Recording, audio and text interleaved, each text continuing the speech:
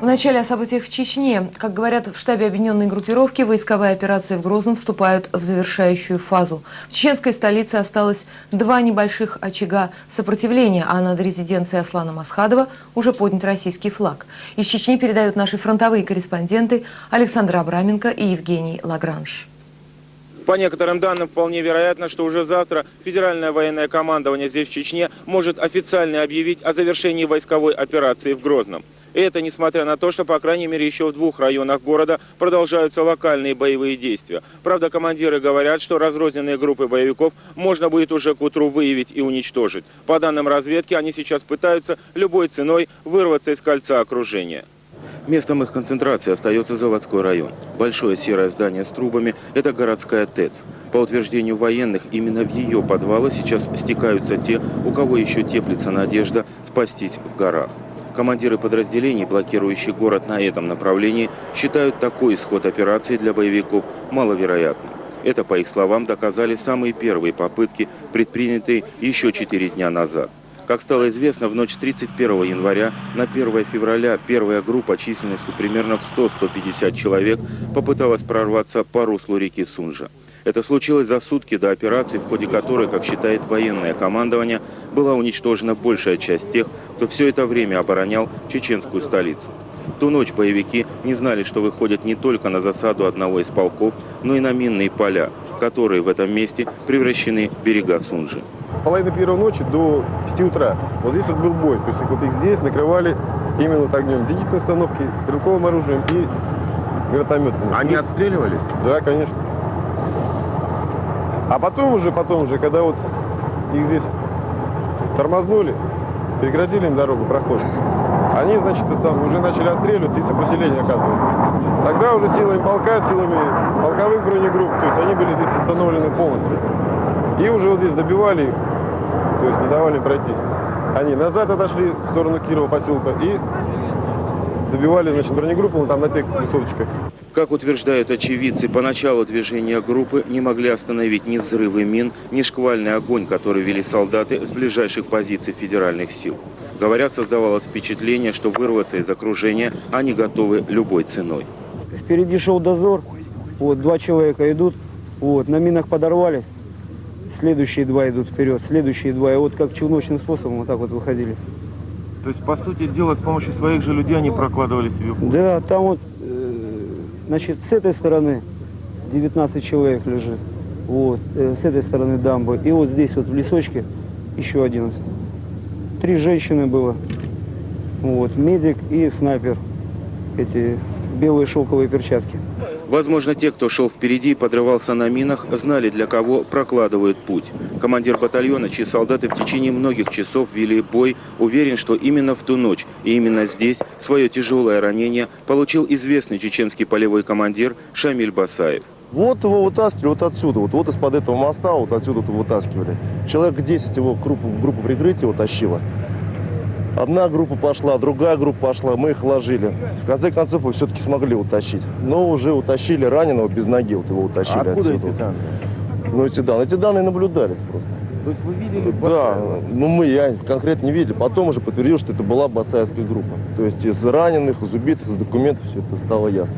Результат прорыва, который оказался успешным отчасти только для Басаева и нескольких его охранников, стал очевиден уже к утру. Тела убитых боевиков до сих пор лежат на минном поле. Вынести их можно будет лишь после того, как саперы снимут свои смертоносные заграждения. Пока удалось вынести лишь часть арсенала, с которым боевики покидали Грозный. Среди трофеев – охотничьи ружья, автоматы, большое количество боеприпасов, медикаментов и даже несколько вот таких переносных зенитно-ракетных комплексов «Игла». Самому детальному изучению были подвергнуты личные вещи убитых. Миниатюрные издания Корана, ваххабитские листовки, удостоверения личности, конспекты по огневой подготовке. Наше внимание почему-то привлек обычный на вид блокнот с незатейливыми рисунками, посвященными известной российской музыкальной группе «Мумий-тролль». А вот так, судя по рисунку и тексту под ним, владелица блокнота представляла себе свое ближайшее будущее, дорога в которое для нее закончилась 3 дня назад на этом минном поле. Александр Абраменко, Евгений Лагранж и Владимир Давгаль. НТВ, Грозный.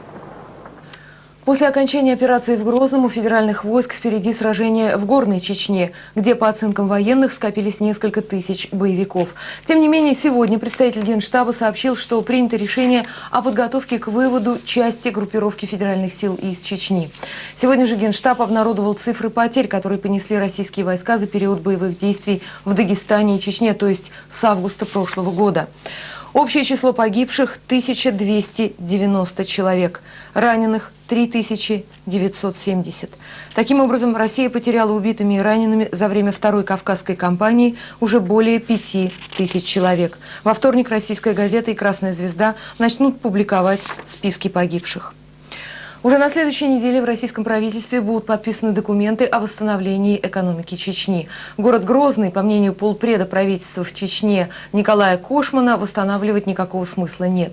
Что будут делать тысячи беженцев, зимующих в соседних республиках, непонятно. Пока они продолжают искать близких и ждать подхода своей очереди на палатку МЧС. Из Ингушетии наши корреспонденты Дмитрий Седов и Максим Ушанов. Главная примета сегодняшнего дня в лагере беженцев возле села Карабулак, недалеко от Назрани. Здесь продолжают ставить новые палатки. Лагерь расширяется, и конца этому пока не видно. Сегодня в этом палаточном городке официально живут 4244 мигранта из Чечни. Но сколько при этом людей они приютили в своих брезентовых домиках, никто не считал. В каждой палатке постояльцев раза в 3 больше, чем положено по санитарным нормам. Поэтому болеют здесь часто. В день 90, 100, 120 обращений. А тяжелые случаи какие-то бывали здесь у вас? Бывали и тяжелые случаи, ранения. С ранениями привозили. Нам на помощь приходит госпиталь. Давно это было? Ну, даже сейчас есть с ранениями ходит женщина. Вот ее привезли на той неделе. Беженцы живут даже в мечети, недавно построенной возле лагеря. Все они жалуются, что давно не ели горячей пищи, что хлеба выдают по полбуханки в день на человека. Многие из тех, с кем мы встречались сегодня в лагере, говорили, что уже устали от нищеты и неопределенности, которые принесла им война. Шамсуддин Заурбеков говорит, что у него 116-я очередь на получение палатки. Если учесть, что каждый день спасатели МЧС России здесь ставят в среднем 4 брезентовых шатра, то Шамсуддин и его семья получат свой только через месяц. А приехал Шамсуддин в Ингушетию вчера. Привез из села Шами-Юрт 15 ребятишек своих и соседских, в том числе и этих 6 Исмаиловых. Их мать умерла, а отец недавно повез старшего сына на лечение в Москву. И еще даже не знает, что остальные его дети в лагере под Карабулаком. А двое самых маленьких, 2-годовалый Аслан и 3-летняя Малика, остались в Шами-Юрте с братом Шамсуддина. Мы не могли забрать, бомбили, мы не знаем, как. Не дали. Не давали добраться до них. Они остались у старшего брата моего. Эту женщину зовут Мака Бетилгиреева. Она рассказывает, что ничего не знает о судьбе своего сына 13-летнего Бекхана, что потерял его во время бегства из Грозного. Искала потом в Назране и Нальчике, но безрезультатно. Здесь я слышала, что по его фамилии на вокзале спрашивала, что его вывезли в Москву. Что кто с мужчиной он был. А кто он был, с кем он был, так я не смогла узнать. Просто мне сейчас надо детей здесь устроить и выехать туда. Мака надеется найти своего сына, ведь нашел же ее здесь вместе с остальными детьми муж. Пусть после 3 месяцев поисков, но все же нашел. Вот только сейчас у Бетилгиреевых нет денег на поездки, поэтому Мака просит нас назвать ее нынешний адрес, чтобы кто-то мог ей сообщить о сыне. Ингушетия, лагерь беженцев Карабулак, палатка номер 50. Дмитрий Седов, Максим Ушанов и Александр Панков. Телекомпания НТВ, Ингушетия. Сегодня родные и коллеги журналиста Андрея Бабицкого так и не дождались его звонка из Чечни. Доказательства обмена корреспондента «Радио Свобода» на 2 российских военнослужащих, находившихся у боевиков, сегодня были получены от российских спецслужб.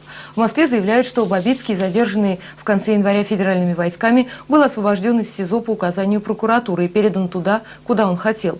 На «Радио Свобода» сомневаются в этой версии, и российский МИД уже получил запрос от Госдепартамента США.